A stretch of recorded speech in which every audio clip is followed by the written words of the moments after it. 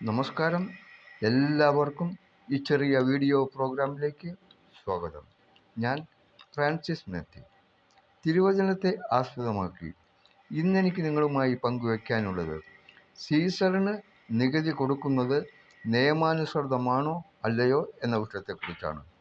സീസറിന് നികുതി കൊടുക്കുന്നത് നിയമാനുസൃതമാണോ അല്ലയോ എന്ന വിഷയത്തെക്കുറിച്ച്. ഇതിൻ്റെ മറുപടി വിശുദ്ധ മത്തായിയുടെ സുവിശേഷം 22-ാം അധ്യായത്തിൽ 15 മുതൽ 22 വരെയുള്ള വരികളിൽ വ്യക്തമാക്കുന്നുണ്ട്.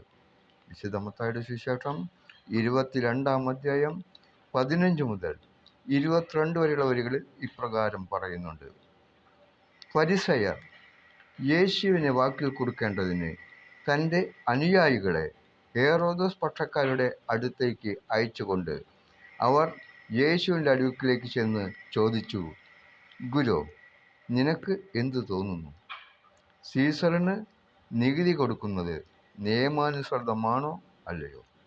സീസറിന് നികുതി കൊടുക്കുന്നത് നിയമാനുസൃതമാണോ അല്ലയോ?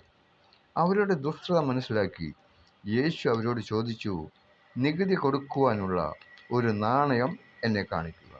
അവർ ഒരു ദനാറ അവനെ കാണിച്ചു. അവർ ഒരു ദനാറ യേശുവിനെ കാണിച്ചു. അവൻ അത് നോക്കിയിട്ട് പറഞ്ഞു, ഇതിൽ ആരുടെ രൂപവും ലിഖിതവുമാണ്? ഇതിൽ ആരുടെ രൂപവും ലിഖിതവുമാണ്?